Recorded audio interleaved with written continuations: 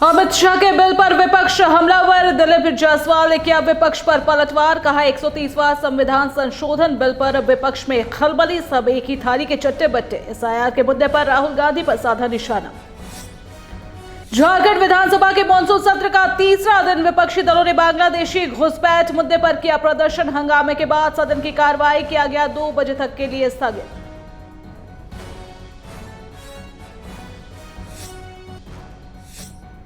मुजफ्फरपुर में एमआईटी के समारोह में उप मुख्यमंत्री विजय कुमार सिन्हा ने की शिरकत। कार्यक्रम में अनुकंपा पर बहाल 138 अभ्यर्थियों को दिया गया नियुक्ति पत्र।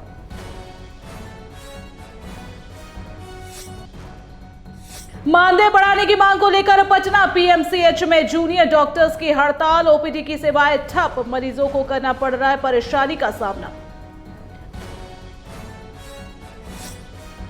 और हजारीबाग में देर रात पुलिस ने जुआ अड्डे पर 12 छापा, 6 लोग गिरफ्तार, लाखों की नकदी बरामद। मामले पर एएसपी का बयान, अवैध गतिविधियों पर लगेगी लगाम।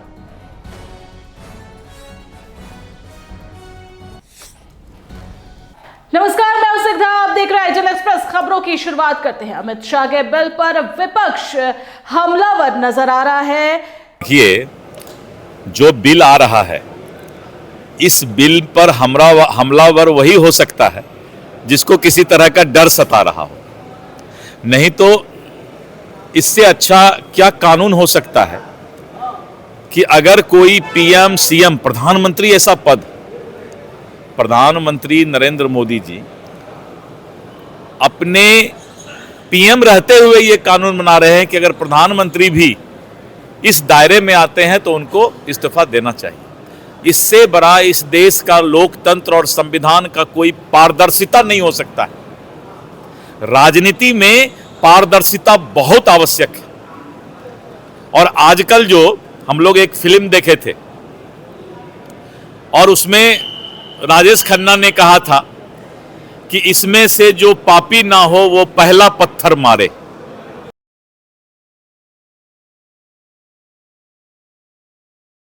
झारखंड विधानसभा के मॉनसून सत्र के तीसरे दिन भी सदन की कार्रवाई हंगामे की भेंट चढ़ गई। बता दें, सदन के बाहर विपक्षी दलों ने बांग्लादेशी घुसपैठ के मुद्दे को लेकर प्रदर्शन किया। ये हंगामा सदन में भी देखने को मिला। हंगामे के कारण स्पीकर को 2 बार सदन की कार्रवाई स्थगित करनी पड़ी। चिन्हित करके डिलीट नहीं करे बल्कि डिपोर्ट करे और उन पर कानूनी कार्रवाई हो, इसलिए कि ये देश का आंतरिक सुरक्षा का भी मामला है। इस विषय पर राजनीति करना कहीं से भी उचित नहीं।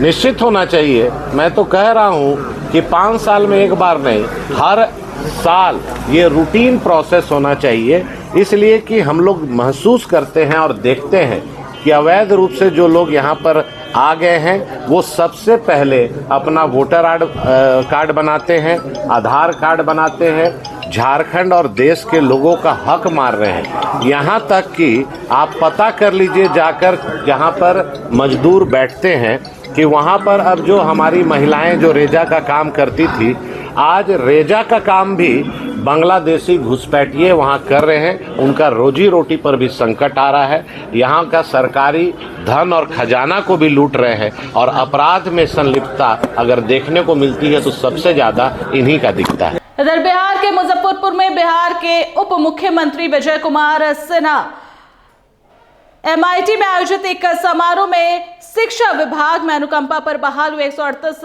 अभ्यर्थियों को नियुक्ति पत्र प्रदान किया, जिसके बाद उन्हें मुजफ्फरपुर कलेक्ट्रेट परिसर में 20 सूत्री की बैठक में भाग लिया, जहां काम में बेहतर प्रदर्शन करने वालों को उन्होंने प्रोत्साहित किया और काम में लापरवाही बरतने वालों की समीक्षा की जाएगी, ये बातें उन्होंने कही। बैठक में पर्यटन मंत्री राजू सिन्हा, सांसद बीना देवी, एमएलसी दिनेश सिंह, विधायक जितेंद्र चौधरी सहित कई गणमान्य मौजूद रहे। वहीं उप मुख्यमंत्री विजय कुमार सिन्हा ने बताया कि कृषि विभाग के जमीन की गलत ढंग से रजिस्ट्री करने वाले और भू माफियाओं की कार्रवाई की जाएगी। वहीं बैठक के बाद उप मुख्यमंत्री ने कलेक्ट्रेट परिसर में लीची के पौधों का रोपण भी किया।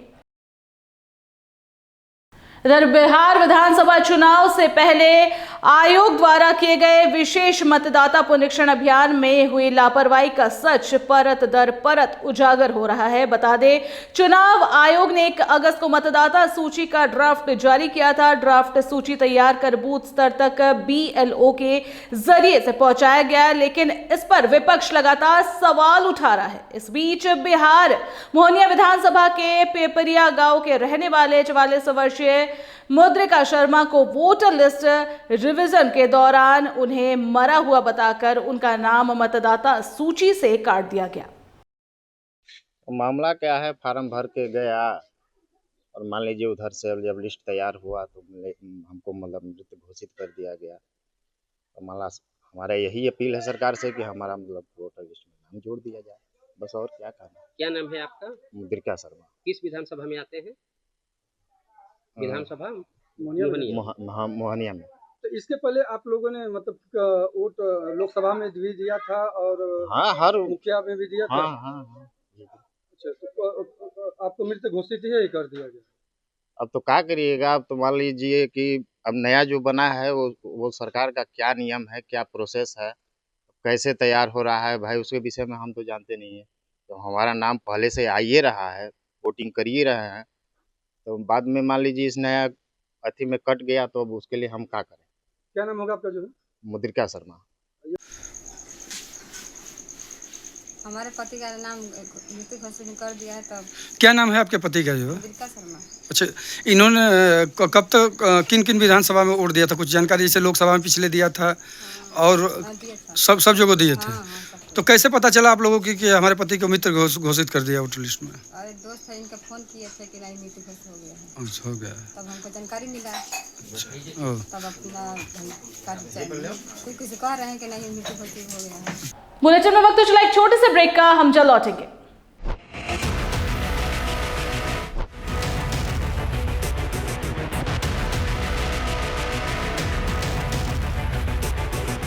अगर सत्ता से सवाल पूछना बगावत है तो हाँ, मैं बागी हूं। अगर सच्चाई दिखाना गुनाह है तो हाँ, मैं गुनहगार हूं।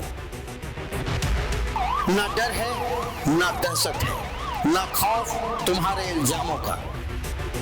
पूछेंगे सवाल, तलाशेंगे जवाब और डंके की चोट पर करेंगे सच और झूठ का पर्दाफाश। बरसों पहले जो सफर शुरू हुआ था, अब उसे अंजाम तक पहुंचाने की बारी है। सिर्फ खबर नहीं, अब इंसाफ दिलाने की भी जिम्मेदारी है। लौट रहा हूं कड़े और बड़े सवालों के साथ, फेस टू फेस आशुतोष के साथ, सिर्फ आइडियल एक्सप्रेस पर। बदलते समय के बीच खबरों की दुनिया में आइडियल एक्सप्रेस की एंट्री। खबरों से बनाएंगे अपनी पहचान और रखेंगे निष्पक्ष पत्रकारिता की मिसाल। शानदार टीम, धारदार रिपोर्टिंग, लाइव कवरेज और सटीक विश्लेषण। बिरसा का उलगुलान दिखाएंगे और बुध की धरती पर बढ़ते जुर्म की दास्तां बताएंगे। बंगाल से लेकर सिक्किम और यूपी से लेकर उत्तराखंड की हर छोटी बड़ी खबर से रूबरू कराएंगे। विकास के नाम पर हो रही धांधली बताएंगे और गांव ज्वार से निकलने वाली उम्मीद की किरण दिखाएंगे। सिर्फ पत्रकार नहीं, परिवार की तरह आपका साथ निभाएंगे। हम आइडियल एक्सप्रेस हैं, सच की तह तक जाएंगे। ब्रेक के बाद आपका स्वागत है। बढ़ते अगली खबर की ओर। इधर पटना के पीएमसीएच में जूनियर डॉक्टर्स की हड़ताल है। मानदेय बढ़ाने की मांग को लेकर पटना स्थित पीएमसीएच के जूनियर डॉक्टर्स हड़ताल पर है। इस हड़ताल से अस्पताल में ओपीडी सेवाएं ठप है, सिर्फ इमरजेंसी सेवाएं जारी है। जूनियर डॉक्टरों ने स्वास्थ्य मंत्री मंगल पांडे के खिलाफ नारेबाजी की। जूनियर डॉक्टर्स की मांग है कि उनका मानदेय 20,000 से बढ़ाकर 40,000 रुपए किया जाए। ओपीडी सेवाएं प्रभावित होने से कई मरीजों को परेशानी का सामना करना पड़ा है। इधर बॉलीवुड के जाने माने एक्टर सुनील शेट्टी पटना पहुंचे हैं। इस दौरान पटना एयरपोर्ट पर जब उनसे आने के बारे में पूछा गया तो अपनी बातों को रखते हुए सुनील शेट्टी ने कहा वो एक इवेंट के लिए पटना आए हुए हैं और पटना से उन्हें एक अलग जुड़ाव महसूस होता है। एक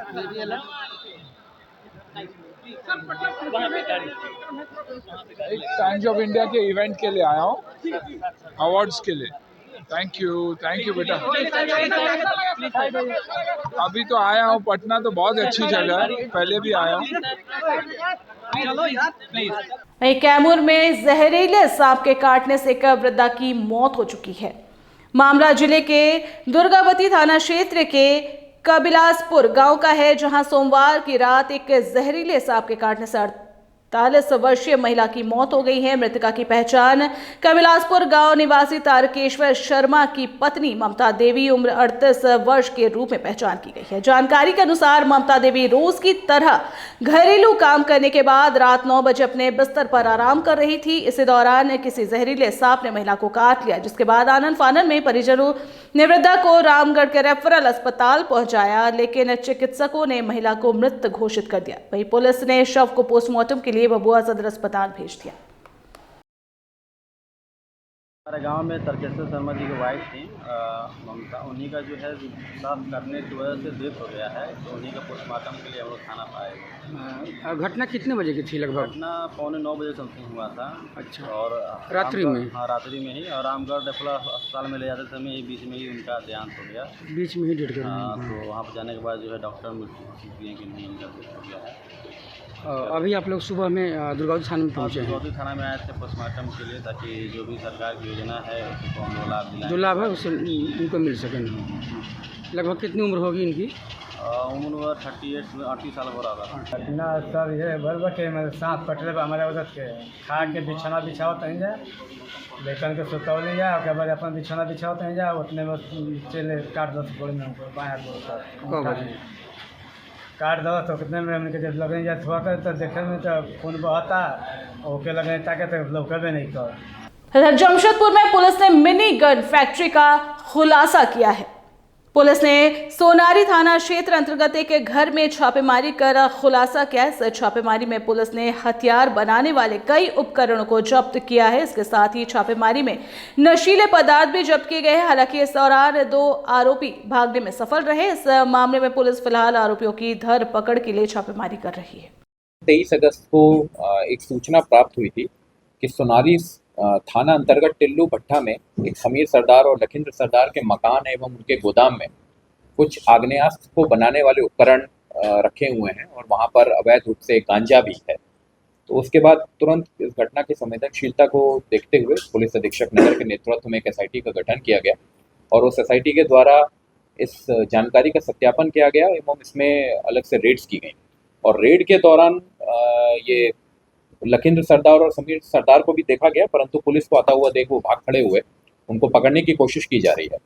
जब उनके मकान और बगल में जो उनका गोदाम था, जब उसकी छानबीन की गई तो वहाँ पर बड़ी मात्रा में जो फायर आर्म्स हैं उसको बनाने वाले उपकरण जैसे lathe machine, milling machine, drilling machine, grinder machine, लोहे के बहुत सारे पार्ट्स, इसके अलावा इलेक्ट्रिक मोटर जैसे अन्य कई सामान हमको मिले, जिससे ये जाहिर होता है कि वहाँ पर आग्नेयास्त्र को बनाने का काम चल रहा था।